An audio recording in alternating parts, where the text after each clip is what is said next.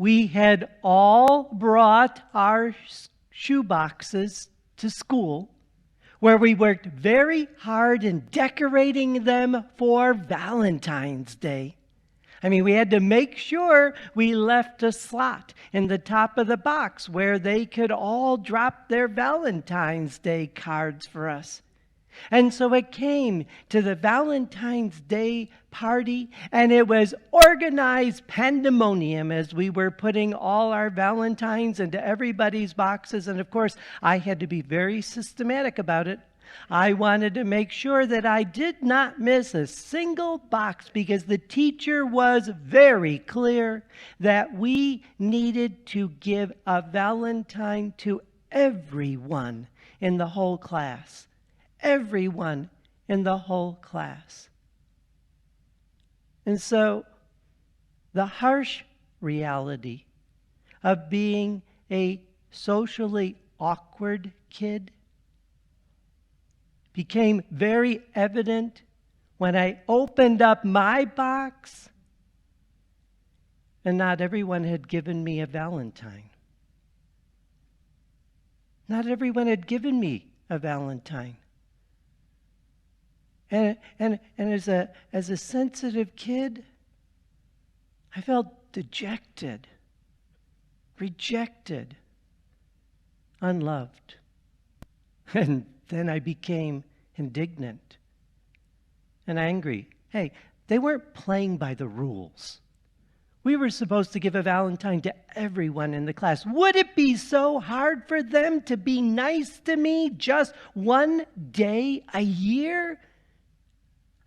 Come on, we were just kids. It wasn't like I was going to take this Valentine as some, marriage proposal or something. We were just kids. What is it that we can't even just be nice to others? I know it's not always easy. To love everyone. I don't understand what that is about us, that, it's just not always easy to love everyone. And yet that doesn't mean we don't have to be nice to everyone.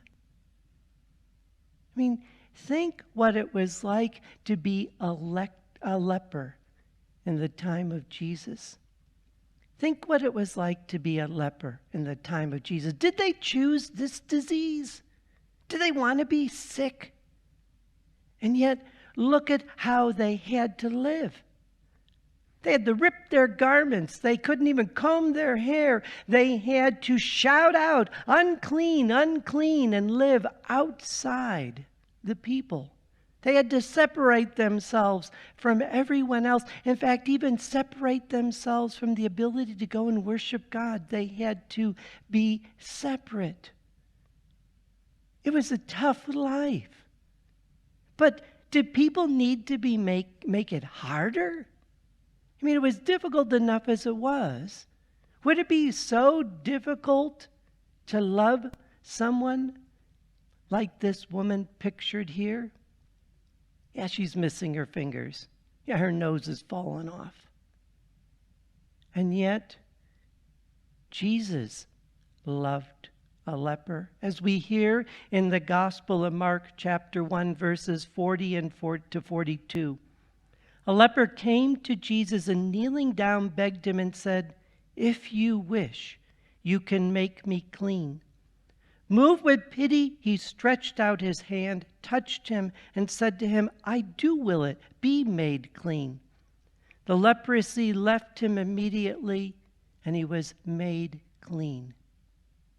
Jesus took the separation that this woman was experiencing, and he bridged the gap. He reached out and touched her, and in that touch brought healing.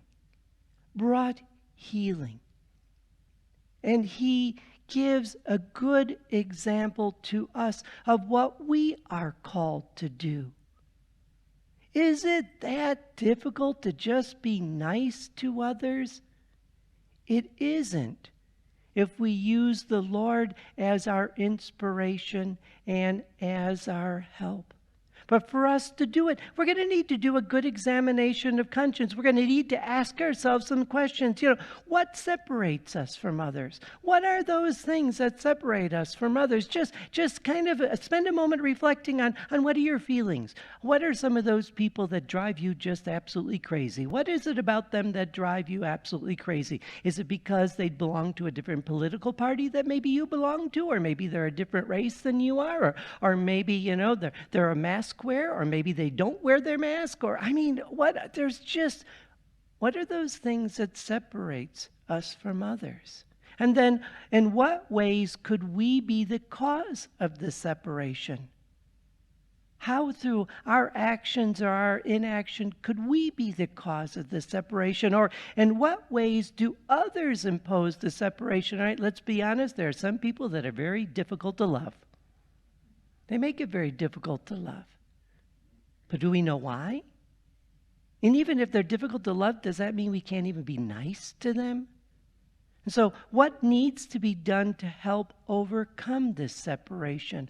What needs to be done to help us overcome this separation? Well, I think we need to put some really clear, important parameters in our lives, something that we will keep in mind so that in everything we do, we'll overcome this separation.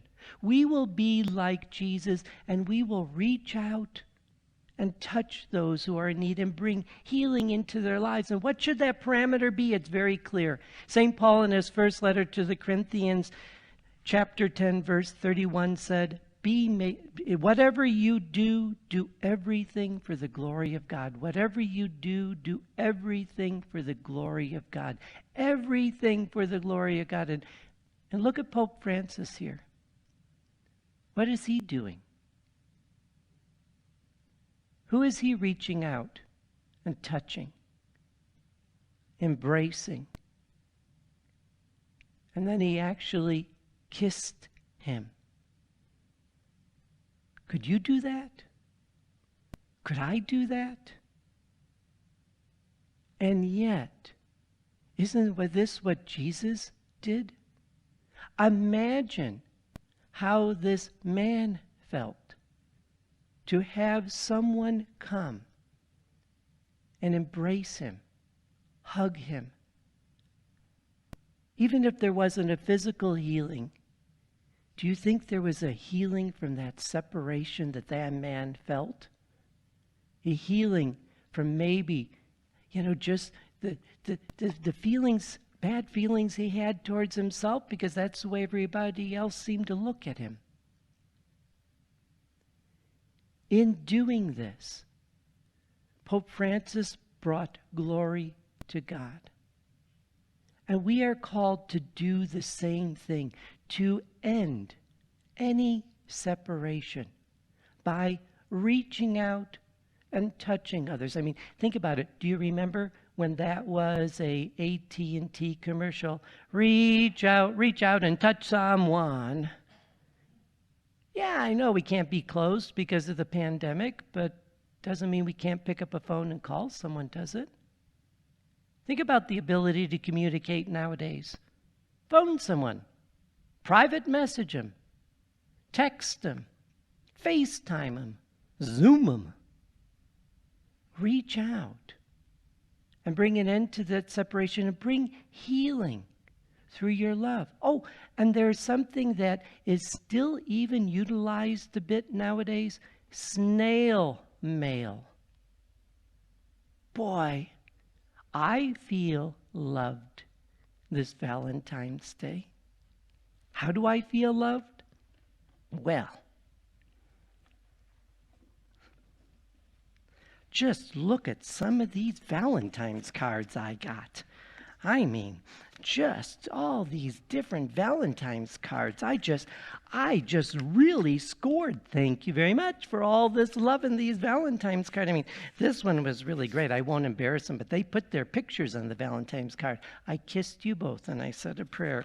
I even got a Valentine's Day card. Can you believe it or not? Daisy. Thank you, Daisy. Daisy sent me a Valentine's card. And better yet, in the Valentine's card that Daisy sent me, she sent me a gift. Yes, she did. She sent me this T-shirt. Yeah, she's like, I bought it in red because it's Valentine's Day and it shows my love for you. So I bought it in red, and you can wear it when you take me on walks this summer, can't you? Reach out in some way, maybe today on Valentine's Day. Think about maybe somebody's feeling separated from others because they're a widow or a widower, or because of the virus, they can't be with family and family can't be with them. Reach out like Jesus. Touch them in some way. Help them to experience healing through your love. And it's something as just simple as Happy Valentine's Day.